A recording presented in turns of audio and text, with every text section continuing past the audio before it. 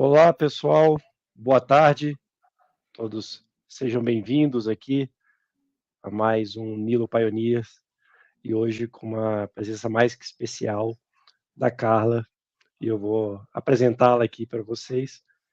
Carla é executiva de saúde com mais de 30 anos de atuação na rede Mater Dei Saúde, administradora e com MBA pela Fundação Dom Cabral. Ela construiu sua carreira liderando operações hospitalares de alta complexidade, digitalizando jornadas assistenciais e centralizando operações críticas, sempre com foco em eficiência, experiência do paciente e sustentabilidade financeira. Atualmente, ela está à frente da criação de escritório de valor, modelo que integra inteligência assistencial, eficiência operacional e visão estratégica para potencializar o impacto do cuidado. Aí, Carla, queria te agradecer o convite, né, e ter aceitado esse bate-papo com a gente.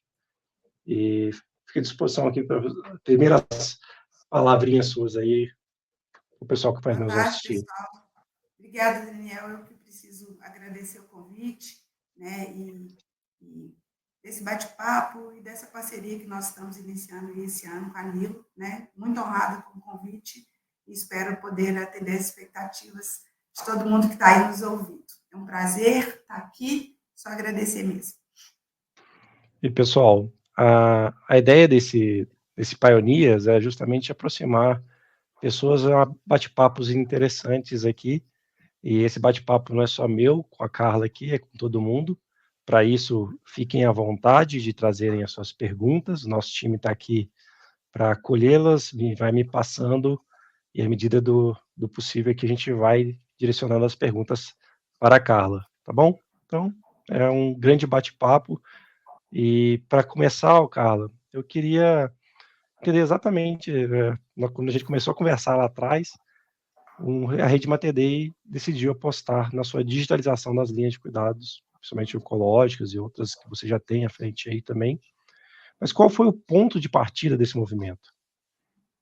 Então, a decisão de digitalizar, né, e partiu do entendimento de que o paciente de condição crônica, né, de condição aguda, seja o paciente oncológico ou o paciente cardiológico da linha respiratória, que são as nossas primeiras frentes, e o que a gente está trabalhando com mais força, que ele vive um momento de muita vulnerabilidade, né? Um paciente que está vulnerável quando eu tenho diagnóstico, que ele precisa de um apoio, que ele precisa de ser acompanhado, e qualquer atraso ou desencontro de informação a respeito do seu quadro, do seu cuidado, ele pode impactar diretamente no desfecho clínico, pode impactar na experiência dele, né, com a instituição, pode impactar no olhar dele, né, para aquela condição. Então, a gente já vinha estruturando alguns modelos e algumas frentes de linha de cuidado há algum tempo, sabe, Daniel? E como a linha oncológica de pulmão, como a linha de asma, de insuficiência cardíaca, e a gente, de fibrilação arterial, mas a gente entendeu que nós tínhamos muitos processos manuais, né? Que os processos manuais são muito fragmentados, inclusive. E aí a digitalização, que a gente pensou sobre isso, entendemos como uma forma de integrar dado, de melhorar a comunicação entre as próprias áreas, né, porque a gente consegue fazer essa conexão intersetorial quando a gente integra dados.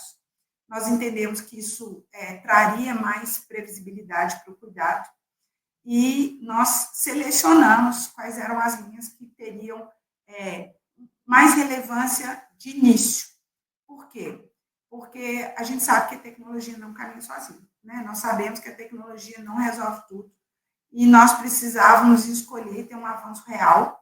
Para ter um avanço real, nós selecionamos membros do corpo clínico que comprassem aquela ideia inicial conosco. Isso foi bem importante para a gente. Então, esse foi um dos pontos principais de determinação da gente começar a digitar as linhas. Outros pontos que eu entendo que tem grande relevância nisso é que digitalizar permite, né? Apoio da tecnologia permite escalar. Nós hoje somos 9 hospitais na rede Mater Dei de saúde, né? Nós conseguimos, por exemplo, com a linha inicial, que é a linha do pulmão, chegar rapidamente após a digitalização em todas as nossas unidades. Nós conseguimos um engajamento de corpo clínico né? Os chefes das especialidades com as suas equipes, e vocês podem ver nas redes sociais, nos eventos, na discussão de protocolo, eles se encontraram muito rápido, não só na linha de pulmão, quanto nas outras linhas que nós estamos acelerando. E isso trouxe um efeito muito positivo para a gente dentro da rede, né? Quando a gente fala de engajamento médico, né, é muito oportuno que eles estejam conosco desde a construção e que eles comprem a ideia de digitalização, né? Mas eu preciso falar com você que é importante falar o seguinte: esse é um projeto muito jovem, né? Ele é muito jovem. Nós começamos as primeiras linhas de forma estruturada há 1 ano e meio, né? Um pouco mais do que isso. Trouxemos o modelo digitalizado, principalmente em parceria com vocês, este ano, né? E a gente está fazendo os ajustes e aprendendo, né? Com cada etapa do que nós estamos construindo. Acho que é isso. Essas são as nossas motivações principais para a gente digitalizar as linhas de cuidado. É muito legal que você traz nessa sua fala, né? A integração entre diferentes praças, né? Que você tem, diferentes polos. Porque eu falo praças mesmo porque vocês são um polo dentro da região, né? Você não é só um hospital, é todo um polo de saúde que vocês oferecem lá. Traz a parte da equipe médica, a onboarding sobre essas linhas, sobre essa preocupação, e traz também a questão de experiência do paciente sobre essa lógica. E a gente você citou muito sobre automações e impactos, né? Como essa automação tem impactado nessa questão de gestão de tarefas das equipes assistenciais? Bom, eu tenho uma lembrança de dizer que a automação ela é fundamental, mas a tecnologia sozinha não resolve no seguinte sentido. Vou dar um exemplo, tá? Na nossa linha de fibrilação atrial, a gente desenhou o fluxo digital, teve um avanço real, mas a gente não consegue se o corpo clínico não estiver bem próximo. Então, a gente entendeu, por exemplo, que precisava aumentar as agendas médicas, né? Isso foi um ponto que nos marcou. Mas o que a automação traz em si? Eu acho que, primeiro, ela traz alívio para a operação, sabe, Daniel? Você fazer uma leitura de prontuário, estruturar, trazer desfecho, organizar dados de forma manual, é sofrido, né? É muito difícil hoje, não consegue se escalar, e eu acho que o primeiro que traz é alívio para a operação. Tarefa manual repetitiva, né? Tentar fazer ligação para o paciente, atualizar em planilha, fazer marcação, alimentar o Excel, coletar dado, isso tudo é muito difícil. Então, eu acho que a tecnologia trouxe, primeiro, um alívio. Mas, em seguida, ela traz protocolo automatizado, ela traz alerta digital. Quantos de nós nos perguntam assim, qual foi a última data que eu fiz o exame? Será que eu fiz o exame no tempo certo? Né? Será que eu perdi o tempo?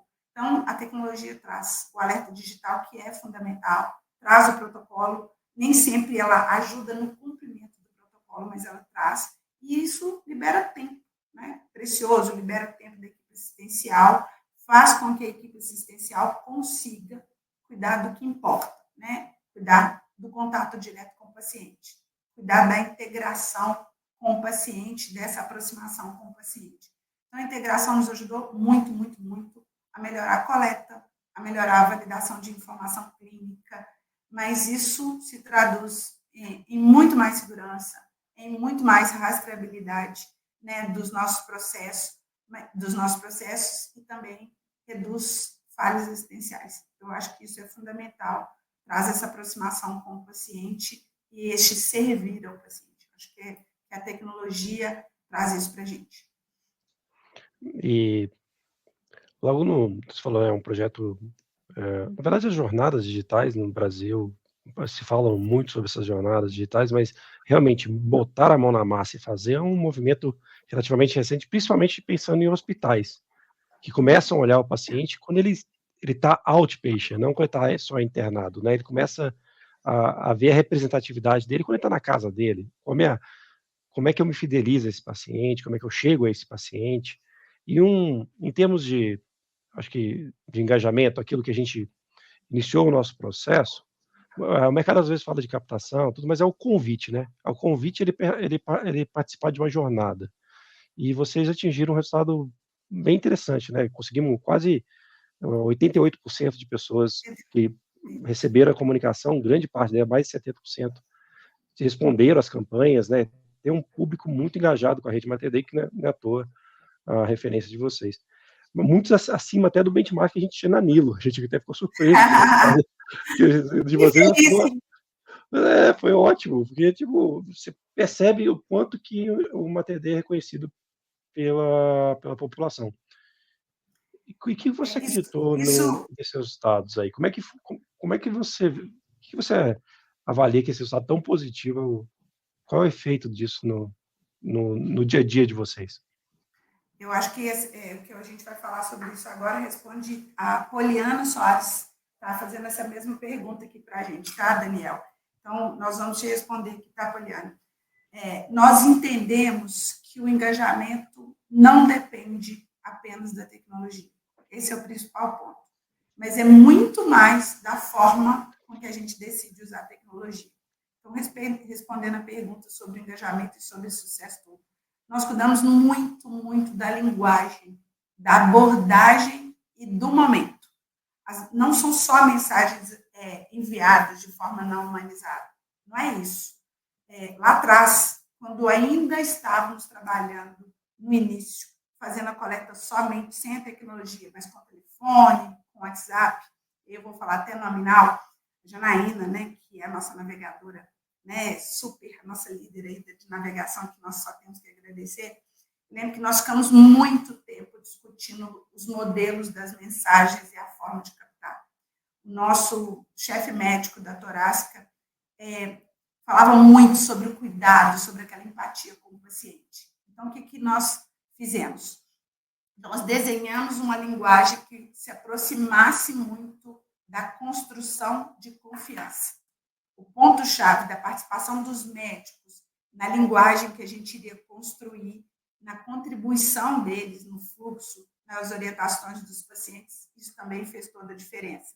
Os médicos sentiram que era parte, participaram do modelo de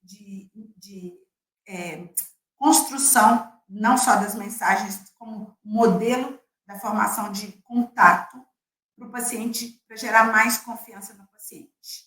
E aí a gente criou um modelo que respeitava o profissional médico, mas que respeitava o paciente nesse contato. Eu falo muito sobre isso, assim, não adianta receber uma mensagem que ela não é nominal, que ela não traduz quem está falando com ela, que é uma mensagem mecânica. A gente conseguiu entender até onde deve ir a automação e aonde entra o humano. Sabe aquele ponto-chave da balança da automação e do humano? Isso faz muita diferença. O modelo de linguagem ajuda isso.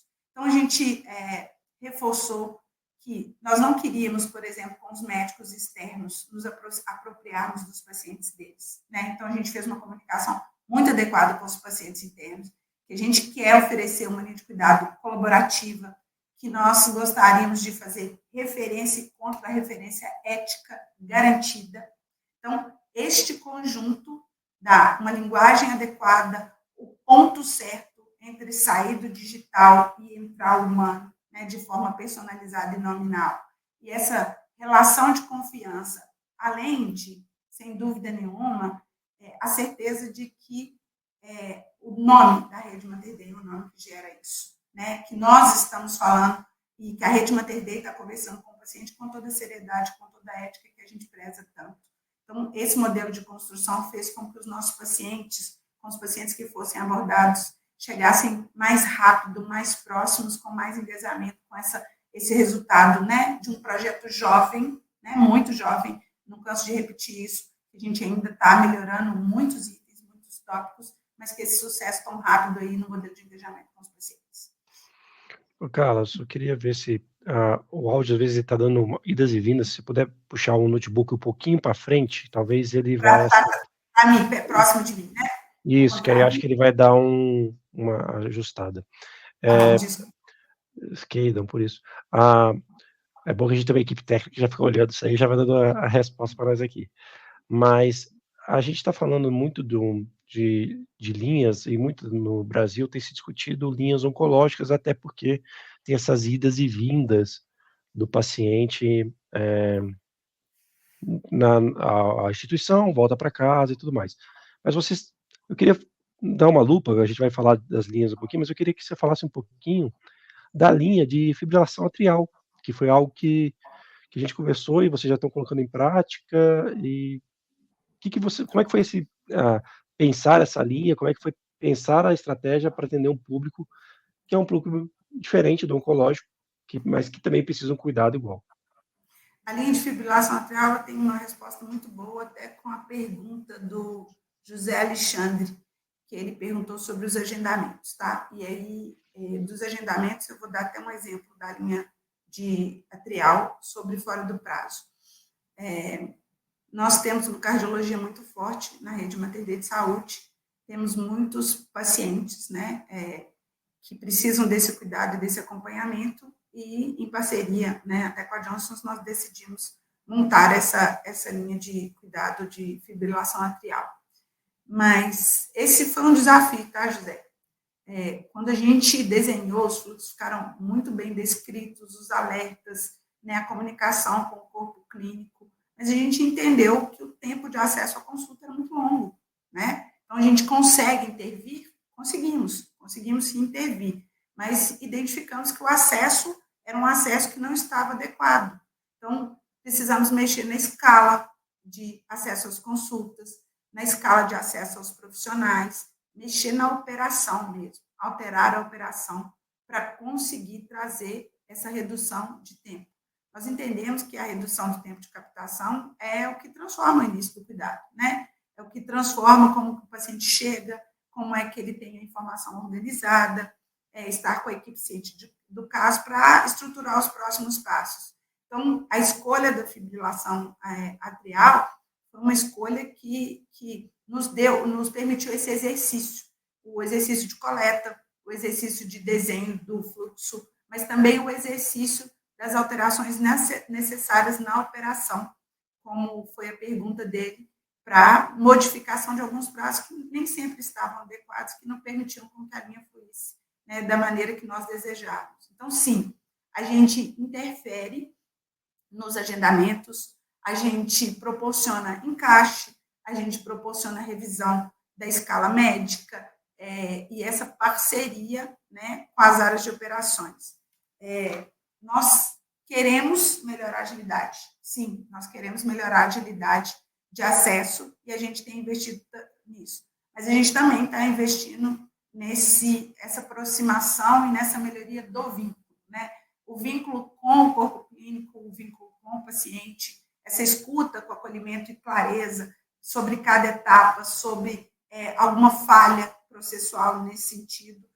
Nós temos, junto com o time da linha de cuidado, time de processos, engenheiros de produção, economistas, administradores de fluxos, enfermeiras. Então, assim, é montado no formato de um escritório, onde a gente analisa a jornada como um todo e criamos parcerias, como eu disse, a Nilo, com a Johnson e com outras tecnologias que nos ajudam a fazer com que isso vá crescer de forma efetiva. É muito legal isso, porque as pessoas acham que é só mandar uma campanha e tudo está resolvido, né? E você vê que o tamanho da complexidade, mas que se reduz quando tem esse casamento entre tecnologia e pessoas, né, bem alinhado. E pensando em termos de aprendizados, que para a estruturação dessas jornadas, diferentes jornadas, né, quais foram os pontos chaves na sua visão que geraram esse aprendizado? Qual aprendizado fica sobre essas construções? E qual linha te surpreendeu em termos de engajamento? Tá, vou responder em termos de engajamento e vou responder a Paula junto também, que sobre as portas de entrada, Paula Gama, tá, Paula? Dos pacientes elegíveis. Vou responder a Paula primeiro por aqui, tá, Daniel? Paula, nós desenhamos, junto com o corpo clínico e com esse time que eu já mencionei, os scripts, né, de elegibilidade dos pacientes. Vou dar um exemplo da asma, né? A gente faz um script completo da doença crônica, escreve todos os gatilhos junto com o corpo clínico, são inúmeros gatilhos, né? Para a gente trazer esse paciente que é de asma. Ele é identificado na rede e nós queremos, com o nosso protocolo, mostrar que a gente proporciona o melhor cuidado e a melhor conduta em níveis nacionais e internacionais. Né? O nosso time de pneumologia, por exemplo, né, de medicina respiratória, já fez publicações já com os nossos resultados. E esses gatilhos são construídos a 4 mãos, junto com eles. Eu poderia citar números aqui para você, mas é uma ficha técnica muito bem construída que conversa com o desfecho, né, com os indicadores de desfecho e com os protocolos médicos técnicos da instituição. E aí, quando o Daniel pergunta qual linha que nos surpreendeu, cada linha teve sua particularidade, sabe, Daniel? Assim, eu mencionei que era um projeto jovem, né, 3 vezes já, que é um modelo digital que a gente construiu esse ano, mas, por exemplo, na linha de mama, o grande desafio foi a gente alinhar o modelo da mensageria, do equilíbrio, né, do desafio entre o papel da navegadora, o momento em que o astologista quer que aconteça o formato da comunicação ou dessa aproximação, né, depois da consulta que ele faz, o formato de contato com o paciente, cuidado no alinhamento das comunicações, sem gerar ruído, sem interferir na relação médico-paciente, em qual momento é o tempo certo da navegadora. Já na linha do pulmão, a gente se surpreendeu de forma muitíssimamente positiva, mais rápido no sentido de adesão dos pacientes. Adesão ao cuidado de 3 a 5 dias, o paciente já estava respondendo, entrando, foi a primeira linha, foi a mais madura, é uma linha, né, que em volume de funil é menor, né, a linha da mama é uma linha mais extensa, então a gente teve um processo mais fluido nesse sentido de alinhamento. Na fibrilação, eu já mencionei, né, os desafios que nós tivemos, principalmente de evitar gargalo, né, que era o gargalo de acesso, de consulta, e a gente organizou isso, e asma, insuficiência cardíaca e outras, né, a gente foi construindo e vinculando aos protocolos e criando esse modelo de acompanhamento contínuo, de monitoramento rigoroso, mas avaliando, né, a questionário de qualidade de vida, avaliando os prompts, né, isso é uma parte bem mais técnica, que eu deixo mesmo para uma outra live com o time técnico para conversar isso de forma mais profunda, mas a construção aconteceu dessa maneira e eu acho que a nossa experiência com o pulmão nos animou, né, ou nos motivou a construir todas as outras de uma forma como benchmark do primeiro que a gente fez mesmo. Eu acho que internamente nós nos impulsionamos a partir dessa primeira construção, isso foi bem positivo para a gente. Legal, legal. Ninguém está falando que é fácil, tá, gente? De jeito nenhum. O que é interessante é estar conectado a um processo que faça sentido para as pessoas, né.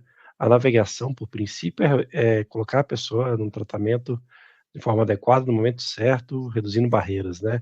E vocês estão fazendo isso muito bem, como você bem reforçou, né.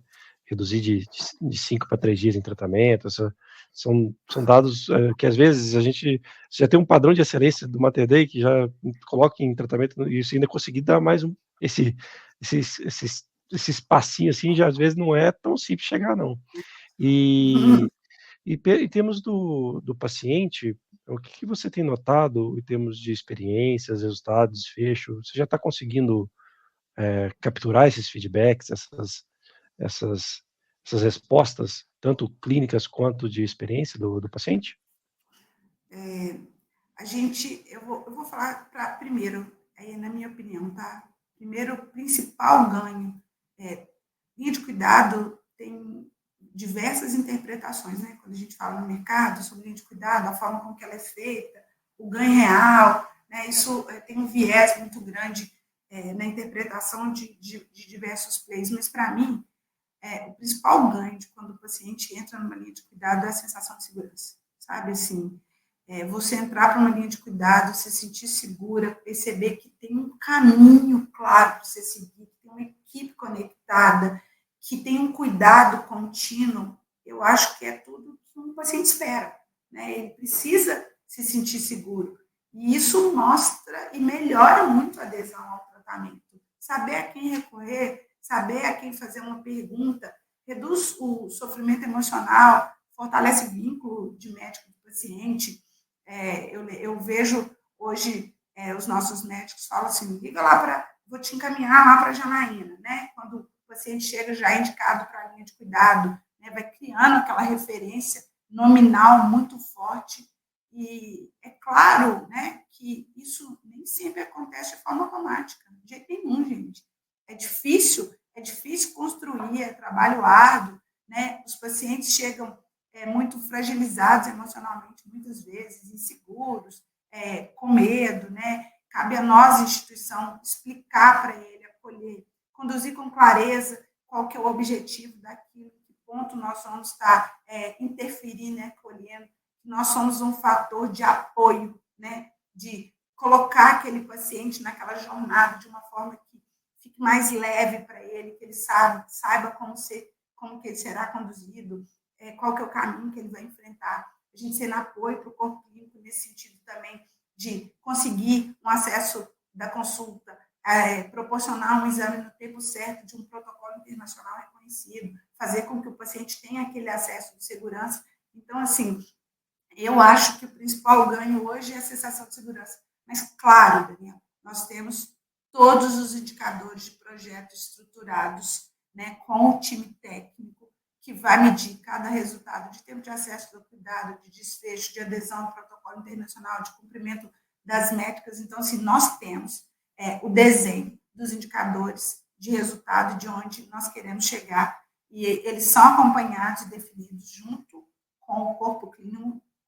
da instituição, e eles são apresentados em forma de resultado nas nossas rodadas de análise de governança clínica interna do hospital. E aí o Alan está perguntando aqui qual que é a dica para quem ainda não digitalizou. Eu falei lá atrás, Alan, que o tempo, né, e a leveza da digitalização proporcionam um acesso mais rápido. Então, quem ainda não digitalizou tem condições de fazer na planilha, tem condições de fazer um contato. Ele não proporciona escalar rápido, ele não proporciona, às vezes, fazer os alertas adequados para o paciente no tempo certo. Então, ele, de fato, né, é uma situação manual que você pode... É como nós fizemos no início. Nós construímos e sentimos necessidade de crescer, de escalar, de ter mais tempo livre para cuidar do paciente, de oportunizar melhorias. Né? É possível fazer? Claro que é possível, ele se mostra, mas a digitalização traz todos os demais benefícios que eu citei no início, e eu acho que essa é a grande diferença. Tá? A dica é mais pequeno mesmo, seguir em frente e busca oportunidades de conseguir construir e digitalizar as linhas no tempo que for adequado para vocês. Nós acreditamos muito nessa fala de crescer com responsabilidade, né? Crescer melhorando o processo, crescer. É muito ruim quando a gente vai tentar montar uma linha, né, uma jornada, e claro que tem várias linhas e várias demandas dentro de um hospital, né, dentro de uma rede, e elencar ela e crescer com responsabilidade é algo muito interessante, assim, com muito carinho, tem que ser trabalhado com muito carinho. Mas a gente está falando também sobre pessoas, como você falou, a Janaína está lá na operação, que vivia na planilha dela, que tinha um telefone, que tinha WhatsApp, dificuldade de fazer isso aí. E aí a gente tem dados agora centralizados e gestão de tarefas, né? Tudo num local mais comum e tudo mais. Mas como é que isso tem impactado as outras áreas, não só essa área que ela está ali, né, que ela já comandava, como é que isso tem impactado outras áreas? E você, como gestão, tem visto isso, tem notado agora que você tem mais rápidos indicadores, os acompanhamentos necessários? Eu acho que transforma, né, o modelo como as áreas se comunicam, né? Antes, cada setor, a gente tem protocolo, segue, mas os controles, né, ficam departamentalizados, por mais que a gente tenha sistema de qualidade, alimentação, quando falando de linha de cuidado, os controles ficam um pouco mais departamentalizados. Quando você joga um paciente para a linha de cuidado, você evidencia todos os controles, os indicadores daquele paciente, naquele local, em forma de jornada, né? Isso diminui o retrabalho, né? Isso diminui perda de informação e ajuda a organizar, né? Dado integrado organiza, dado integrado traz visibilidade em tempo real para a tomada de decisão, né? Enxergar aquele paciente na mesma jornada, ao mesmo tempo que a outra área, isso é muito importante para o resultado, para o desfecho do paciente. Isso melhora a comunicação entre a equipe e nós estamos trazendo o corpo clínico para olhar para isso também, né? Nós fazemos assim toda a nossa construção, a gente divide com ele o acesso, o mostrar da plataforma, o trazer ele para dentro para poder opinar nisso, né? Isso faz com que a gestão seja mais estratégica e mais orientada por dados mesmo, né? A gente consegue aplicar os modelos de forma mais padronizada, mas a gente consegue chegar nos nossos 9 hospitais trazendo escala, atuando de forma mais colaborativa com as unidades, né? Nós temos um modelo que é com a Nilo aí, que a gente está testando ainda, que é do nosso pneumologista médico navegador atender as consultas do nosso hub do Brasil Central, né, para poder dar esse primeiro direcionamento para o paciente que a gente identificou. Então, assim, criam muitas oportunidades que a gente não pensaria de uma forma rápida, mas é um modelo que nós estamos iniciando e que a gente vai encontrando estes caminhos e essas estradas positivas para o desfecho, para a qualidade da linha de cuidado, né? Novo, e a gente vai desenhando, construindo, testando e coletando resultados nessa base que é o que você falou, assim, nós não mediríamos adequadamente um contato de WhatsApp com 88% de engajamento se a gente não tivesse uma plataforma, né, para poder disponibilizar o dado para a gente no formato em que nós temos hoje. E é legal porque até conecta um pouco a pergunta da Poliana aqui, que ela fala sobre a personalização, e eu acho que o ponto que você trouxe é trazer um médico para uma etapa da linha de cuidado que antes tinha, né, equipe multis, outras pessoas para fazer parte do processo, já é uma personalização, né? Já é algo a mais que você está dando para ele. Mas acho que queria dar um duplo check nessa pergunta dela também, que é interessante, porque todo mundo fala sobre personalização e cada um personaliza a sua maneira, né? Cada um tem o seu caminho de personalização. Como é que está sendo trabalhada a personalização no Mater? Tá. Vou responder com um exemplo prático, tá? O nosso modelo de contato, a nossa linguagem desenhado para a linha de medicina respiratória de Belo Horizonte não é a mesma linguagem que nós desenhamos para a nossa mesma linha respiratória em Salvador. As nossas 2 lideranças médicas, né, em conjunto, partilhando protocolo, trocando, mas a linguagem para chegar no paciente foi alterada. Nós desenhamos um modelo em Belo Horizonte, desenhamos um outro linguajar em Salvador. Isso para a gente é personalizar. Isso para a gente é medir a forma de engajamento, por exemplo, da nossa unidade de Salvador. A doutora Fernanda falou, aqui a nossa linguagem vai ser modificada, né, Carla? Falei, exatamente, né? Nós vamos seguir a personalização local e cultural de Salvador, respeitando esse formato de aproximação do paciente e de conversa com o paciente. Então, as estratégias adotadas, nós nos reunimos como hub, nos reunimos como rede, apresentamos os nossos protocolos, os nossos projetos, trazemos as lideranças médicas em conjunto, desenhamos as personalizações adequadas para cada localidade e acompanhamos no modelo digital. O modelo digital nos permite acompanhar e validar se isso está sendo positivo, se os resultados estão de encontro, se a gente precisa mudar de rota, né? E se a gente está respeitando adequadamente cada público de acordo com a regionalização deles. Não de protocolos técnicos necessariamente, né? Porque esses têm todos os parâmetros mundiais, né? Todos os parâmetros de dados da literatura e dos médicos, essa validação mas muito personalizando os contatos, o formato do contato e as outras frentes que são mais flexíveis nesse sentido. É isso. Muito bom. Hoje a gente está falando também bastante sobre as novas expansões, essas linhas que vocês já implementaram e nova expansão. Vocês já estão planejando algumas linhas? Que já estão... Já!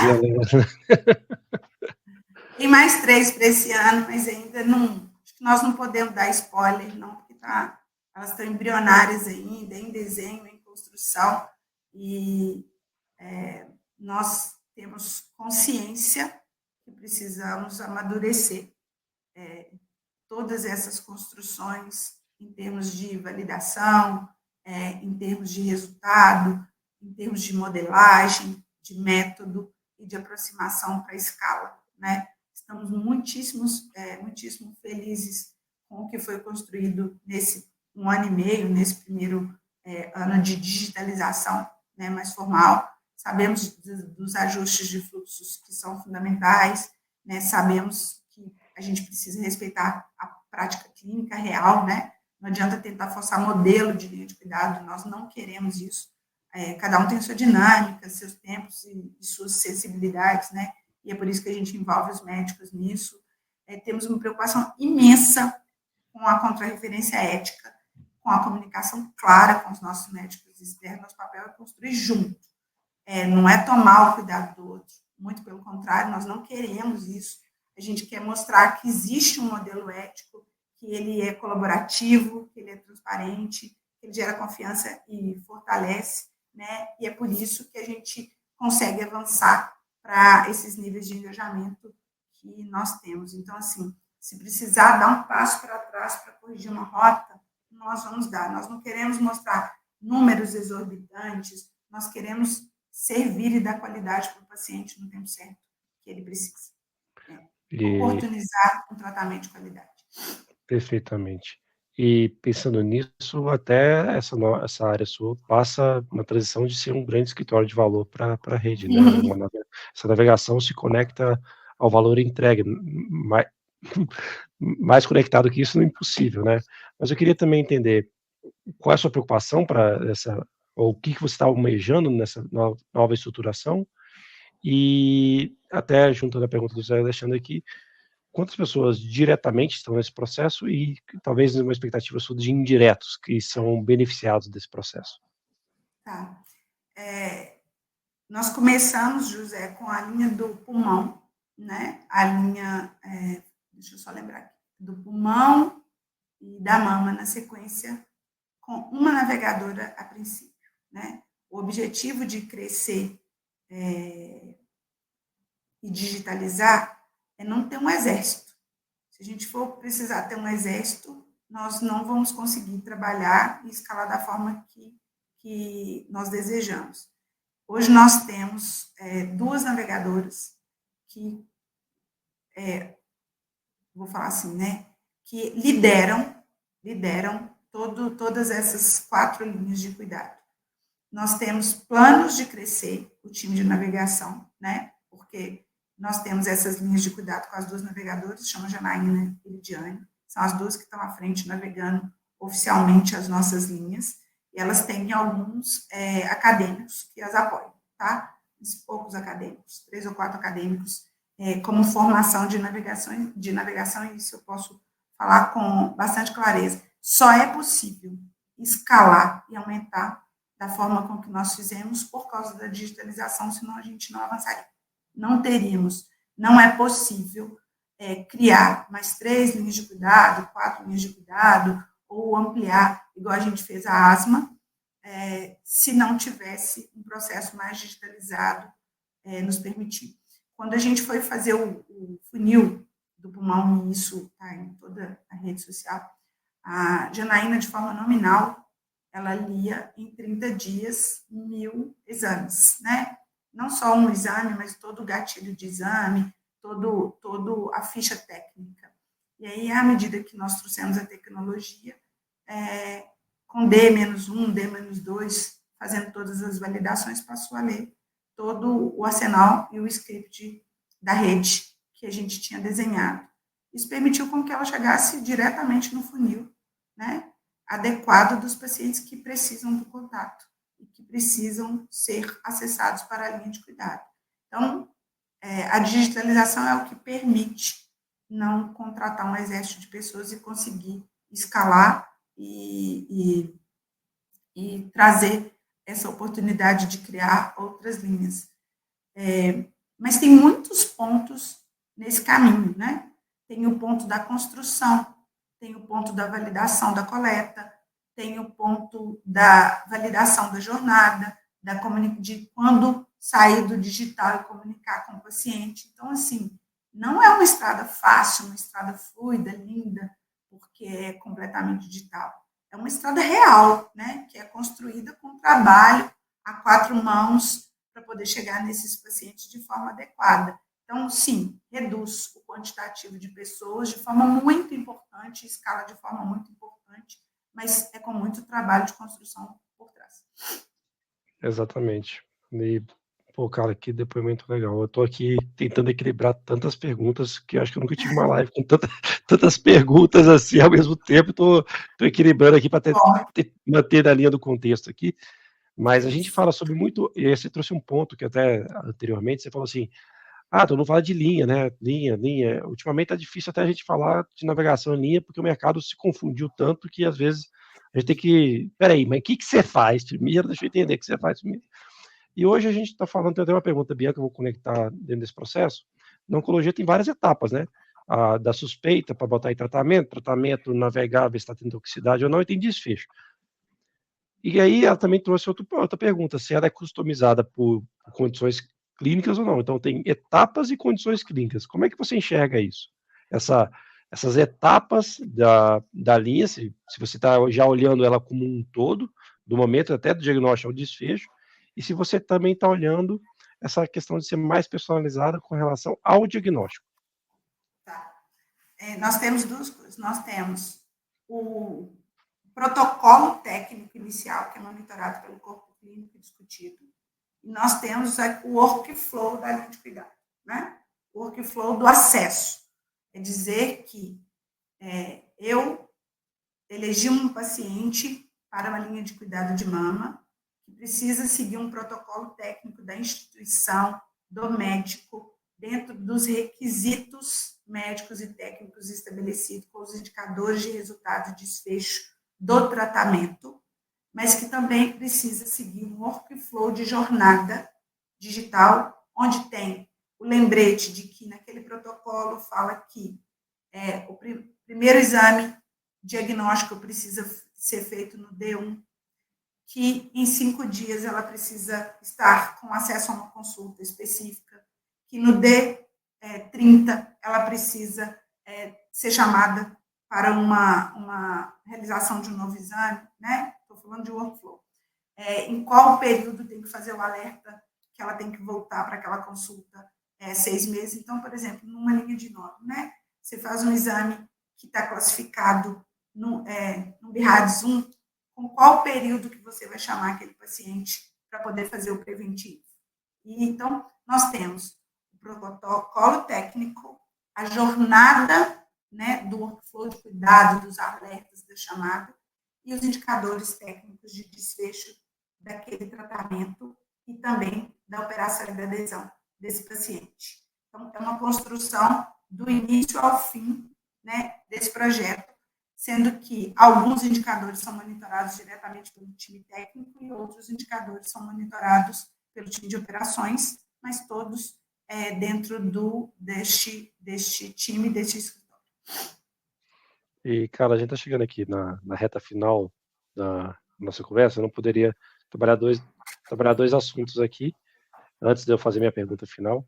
Mas o primeiro, até a Elo está fazendo uma perguntinha para ti aqui, de como é que essas iniciativas de digitalização de jornadas, né, ela faz parte de algo estratégico para a rede Mater Dei, né? Como é que você já vem trabalhando isso, como você falou, já esse conceito e tudo mais, mas cada vez mais estratégico. E quanto você enxerga isso para 2026 dentro da rede? Nós temos um plano de crescimento para 2026, Heloísa, e nós desenhamos ele, né, nessa estruturação de um escritório, nessa condição de avaliar os resultados reais que nós coletamos em 2025. É um plano mesmo de crescimento estruturado, vinculado à estratégia do hospital, vinculado a resultado, a desfecho, à experiência do paciente, à experiência do médico, né? Porque todo ano, né, como toda instituição de saúde, nós fazemos aquele planejamento estratégico e isso está sendo feito e construído. Então, assim, o que nós queremos? Nós queremos chegar mais próximo desses pacientes, gerar cuidado e segurança, mostrar que essas linhas têm valor, né? Que a gente consegue. Nós queremos que o médico, e eles gostam muito, sintam-se acolhidos, próximos dessas construções e que a gente leve o que for melhor para o nosso público externo, com a contrarreferência, com a segurança, para o nosso público interno, oportunizando um tratamento e um acesso rápido ao cuidado. E, cara, mais duas perguntinhas, gente. Eu vou passar todas as perguntas depois para a Carla, depois a gente, né, ela responde vocês. Eu não vou conseguir fazer todas, mas, Carla, você esteve na oficialização, no nosso evento no começo do ano, e naquele momento a gente estava falando sobre agentes de inteligência artificial. Não tinha como eu fugir dessas perguntas aqui. É importante a gente entender qual vai ser a participação da inteligência artificial, principalmente, talvez, de agentes dentro dessa operação. Onde é que você, que é uma gestora que está intimamente ligada a esse processo, enxerga possibilidades para isso? Eu enxergo a presença de agentes de inteligência artificial em alguns pontos da jornada, sim, tá? Mas essa é uma pergunta que eu já respondi anteriormente, com um cuidado muito grande de aonde ele pode atuar e aonde o humano, né? A balança e o equilíbrio do momento em que não pode ser mais o agente de AI, que precisa ser a Carla, a Janaína, a Lidiane. Essa é uma decisão muito importante na construção. Então, obviamente, eu sei que veio para nos ajudar, eu enxergo pontos de apoio no sentido do agente de inteligência artificial, mas com muita cautela, muito cuidado, mas em especial com uma avaliação sobre a contribuição dele efetiva para esse paciente que é tão sensibilizado. Então, precisa ser uma balança muito bem equilibrada do momento que é o agente e do momento que é o humano, e isso precisa ser bastante estudado. Então, eu acredito nessa oportunidade, sim. Ainda não estamos desenhados para isso, né? Vou falar pela última vez que é um projeto novo, jovem, né? E preciso falar isso bastante, mas nós queremos muito avançar e crescer nesse sentido. E minha última pergunta aqui, apesar de ser um projeto novo, jovem e tudo mais, sempre termino, gente, estamos chegando aqui no finalmente, eu sempre pergunto, minha última pergunta aqui em todo o Nilo Pioneers, lembrando que Pioneers, pelo próprio nome, são de pioneiros, né? São pessoas que arregaçam a manga, como você, como Janaína, como pessoas que realmente querem fazer o certo, querem fazer algo positivo, e é por isso que você foi convidada aqui, não é à toa, a sua história reflete bem isso aqui. Mas a pergunta final é, por que você escolheu a Nilo? O que levou a gente sempre ter essa curiosidade aqui de saber dos nossos clientes, o que levou do lado de vocês? Nós avaliamos, né? A gente avalia soluções que vão conversar com a nossa construção, né? Isso é um fato. Então, assim, eu sou até famosa, né, pelo rigor, né, Daniel? Então, nós avaliamos e entendemos, na avaliação, na apresentação, no modelo, que a flexibilidade da Nilo nos aproximaria muito do nosso paciente. O modelo de construção nos aproximaria muito dos nossos pacientes, porque ele não é um questionário completamente engessado, ele nos oportuniza saber a hora de virar, de chegar próximo do paciente com essa conversa nominal, com essa conversa humanizada e acolhida, e isso nos fez definir por essa parceria que a gente iniciou e que nós estamos fazendo essa construção. Espero bastante que a gente colha os frutos que nós desejamos colher para isso, né, haja visto os resultados iniciais, estamos trabalhando firmes nisso, mas a decisão vai muito por essa oportunidade de ser flexível, de chegar próximo do paciente no modelo que nós prezamos. Acho que essa é a minha resposta em relação à escolha da NEM. Pô, cara, queria te agradecer mesmo ter aceitado o convite, esse bate-papo tão legal, gente. Eu vou deixar aqui aberto suas considerações finais, não uma pergunta, mas umas considerações finais da Carla, para quem está ouvindo aqui, e até uma dica para essas pessoas que estão buscando essa jornada, assim como você buscou. Eu acho que eu tenho duas coisas para falar, assim. A primeira coisa começa, gente. Começa pequeno, né? Tem que começar pequeno. Não começa grande, começa pequeno, mas começa.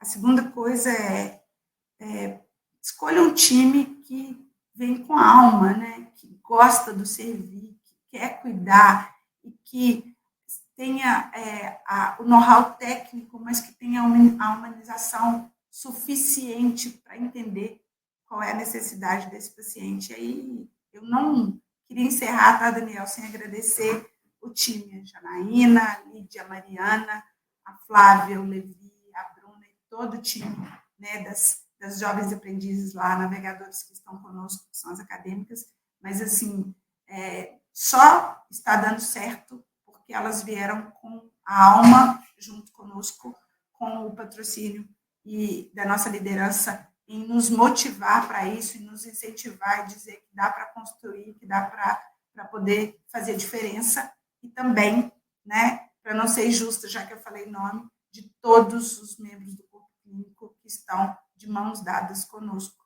participando ativamente nessas linhas que foram mencionadas e nos motivando a fazer o melhor. Acho que é isso. Comece. Para encerrar, então, tem que ter apoio, né? Tem que ter pessoas envolvidas, ter apoio da diretoria, tem que ter visão, mas, acima de tudo, tem que ter pessoas que estão com vontade de fazer. E não aqui a Janaína tem fãs aqui na Nilo, não sou não. Para todo lado. Todo lado. Famosa. Você também. Não se preocupa, não. Obrigado e a gente se vê, pessoal. Até a próxima. Muito obrigada, pessoal. Obrigada pelo convite. Um beijão para todos. Tchau, tchau.